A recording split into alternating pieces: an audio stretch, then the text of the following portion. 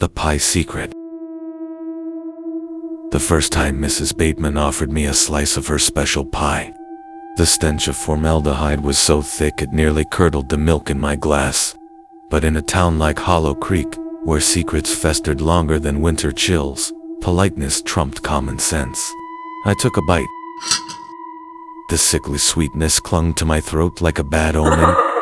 Mrs. Bateman, a skeletal figure with eyes shrouded in perpetual sorrow, erupted into a chilling laugh. Oh, it pleases your palate. A cherished family secret, handed down from my grandmother's time. I managed a tight-lipped grin, but the acrid aftertaste of embalming fluid roiled my insides. Hollow Creek's residents murmured about Mrs. Bateman and her peculiar pies, yet these murmurings remained hushed whispers. No one dared voice their suspicions aloud. As days melded into weeks, the special pie became a frequent treat, each mouthful akin to Russian roulette.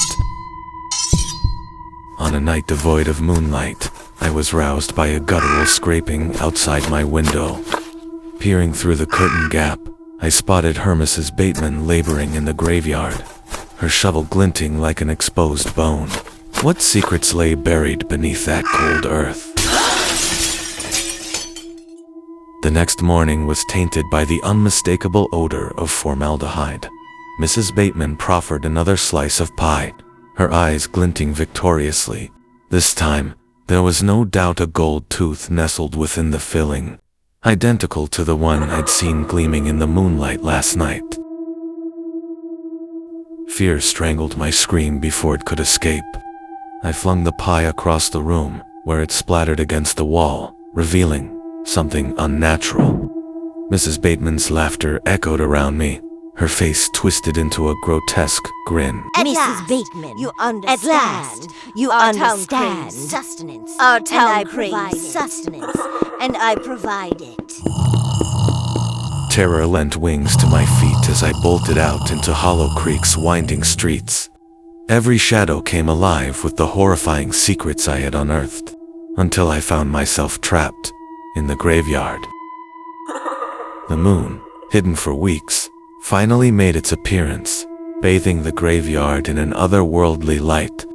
Their true form was revealed: reanimated corpses, kept alive by Mrs. Bateman's unholy pies. In a desperate bid for survival, I seized a shovel and scrambled to the town square, climbing atop an aged statue as the clouds swallowed the moon again. I left Hollow Creek that night with the taste of metallic sweetness lingering on my tongue and screams echoing in my ears. While Hollow Creek's residents may have been consumed by their hunger, the secrets remained buried, waiting for the next naive soul to sample the special pie.